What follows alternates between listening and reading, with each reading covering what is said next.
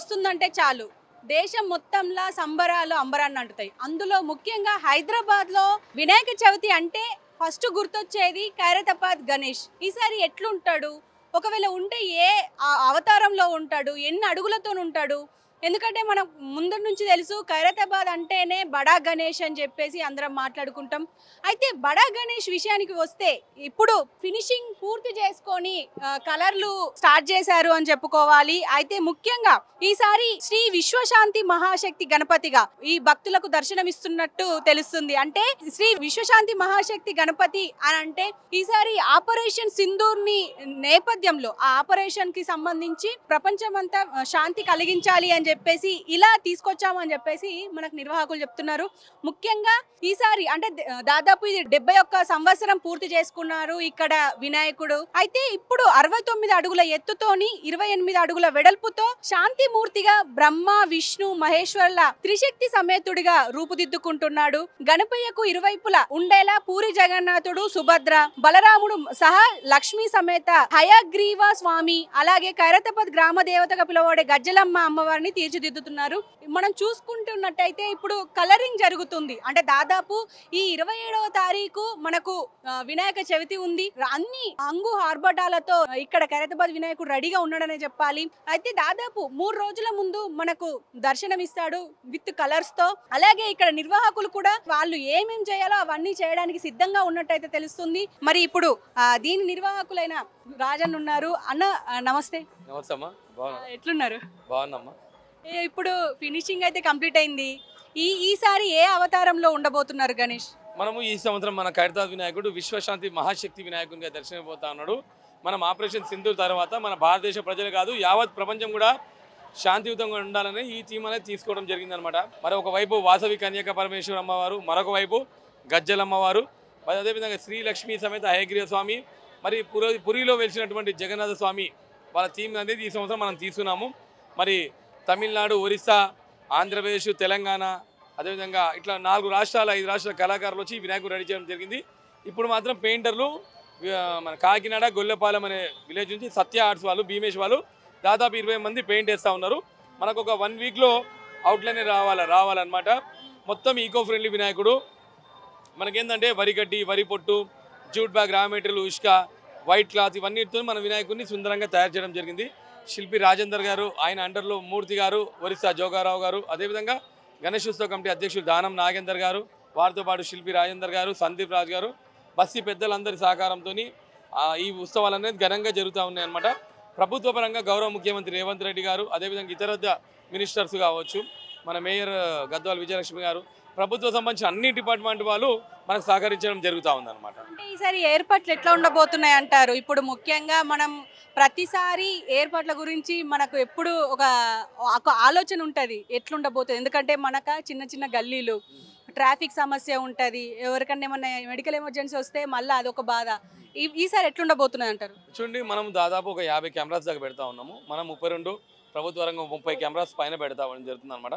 Barricading వాళ్ళు barricading చేస్తూ ఉన్నారు. మెడికల్ డిపార్ట్మెంట్ వాళ్ళంటే అపోలో హాస్పిటల్ వారు 10 సంవత్సరాల నుంచి మనకు మెడికల్ పెడతా ఉన్నారు. దాంతోపాటు లక్డిపోలు ఉన్నటువంటి లోటస్ శ్రీకర హాస్పిటల్ వాళ్ళు కూడా మెడికల్ ఎమర్జెన్సీ, దాంతోపాటు ప్రభుత్వం వాళ్ళు కూడా 108 కూడా పెట్టడం జరుగుతూ ఉందన్నమాట.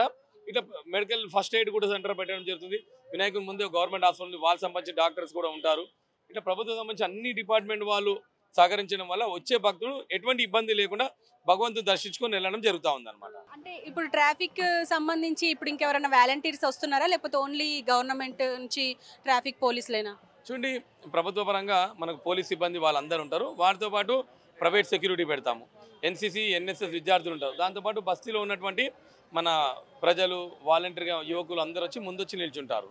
సో అట్లా ఒక టీం ఉన్నారు, 100-200 మంది కలిసి వినాయకుని రెడీ చేయడం జరుగుతుంది. అన్న, ఇప్పుడు ప్రస్తుతం లడ్డు గురించి మాట్లాడితే మాత్రం లాస్ట్ ఇయర్ లడ్డు మేము వేలంపాట వేయట్లేదు, పంచుతాము అని చెప్పేసి అన్నారు. ఈసారి కూడా అంతేనా? ఈసారి మళ్ళీ తాపేశ్వరం నుంచి మానేసిండ్రు, ఓన్గా మేకింగ్ చేస్తున్నారు అని చెప్పి అన్నారు. అంటే చాలా భక్తులు మన వినాయకుని లడ్డు తేవడం జరుగుతుంది అనమాట. దాంతోపాటు తాపేశ్వరం కూడా నుంచి కూడా లడ్డు వస్తుంది.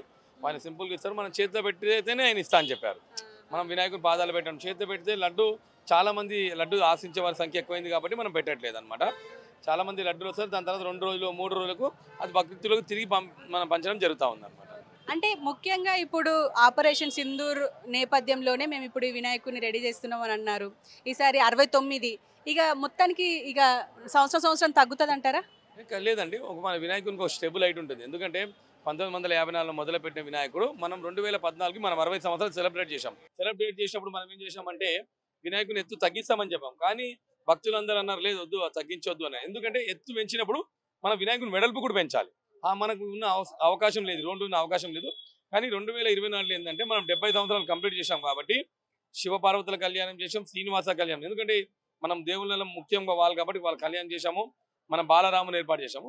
ఆ థీమ్ తీసుకోవడానికి 70 సంవత్సరాల థీమ్ తీసుకున్నాం. కాబట్టి 70 సంవత్సరాలు 70 అడుగుల థీమ్ తీసుకున్నాము. కానీ ఈ సంవత్సరం తీసుకున్న థీమ్కి మన 69 అడుగులు సరిపోతుంది. కాబట్టి 69 అడుగుల విగ్రహాన్ని అనేది మనం తయారు చేశాం అనమాట. పూజ కార్యక్రమాలు ఎట్లుండబోతున్నాయి అన్న? అదే 9 రోజులు మనము మొత్తం 11 రోజులు. 11 రోజులలో మనము 9 రోజులు కంటిన్యూ హోమాలు ఉంటాయి. ప్లస్ మన పద్మశాలి సంఘం వాళ్ళు కండువా జంజము మొదటి రోజు సమర్పిస్తారు. 29 తారీఖు సుమారు 108 హోమకుండాలు పెట్టి హోమం చేయిస్తూ ఉన్నాం. దాంతోపాటు వినాయకుని కళ్యాణం చేస్తున్నాం. దాంతోపాటు దానం నాగేందర్ గారు కూడా శ్రీనివాస కళ్యాణం మీద చేయిస్తా అని చెప్పారనమాట. ప్లస్ మన సుమారు 100 మంది బ్రాహ్మణులు వచ్చేసి వినాయకుని ఒక పూజ ఉంటుంది, లక్ష అర్చన ఏదో ఉంటుంది అనమాట. అది చేయించడం జరుగుతూ ఉందన్నమాట. అంటే ప్రభుత్వం తరపున లాస్ట్ టైం గవర్నర్ వచ్చి మొదటి పూజ చేశారు అని అన్నారు. ఈసారి ఎవరు మొదటి పూజ? మనకు మొదటి పూజ మన ముఖ్యమంత్రి రేవంత్ రెడ్డి గారు, వారితో పాటు మన గవర్నర్ గారు, ఇతర మంత్రులు కూడా వచ్చి మొదటి పూజ చేసే అవకాశం ఉంది. సో చూశారు కదా, మొత్తానికి వినాయకుడు దాదాపు ఈసారి పూజ కంప్లీట్ చేసుకునే టైంకి అందరూ అంటే ఫస్ట్ పూజ మళ్ళీ ప్రభుత్వ లాంఛనాలతో సీఎం రేవంత్ రెడ్డితో పాటు మళ్ళీ గవర్నర్ వచ్చి ఇక్కడ మొదటి పూజ అందించే అవకాశం ఉంటుంది. అలాగే 9 రోజులు కంటిన్యూస్గా హోమాలు వ్రతాలు అవన్నీ కంటిన్యూగా ఉంటాయి. అలాగే గణేష్ విషయానికి వస్తే మాత్రం ఇప్పుడు కలరింగ్కి రెడీ అయ్యిండు. కలరింగ్ కంప్లీట్ అయిన తర్వాత ఇదంతా క్లియర్ చేసేసి భక్తులకు దర్శనమిచ్చే అవకాశం ఉంటుంది. కాబట్టి ఇది ఇక్కడి సమాచారం. కెమెరామెన్ శ్రీకాంత్తో హారిక, హైదరాబాద్.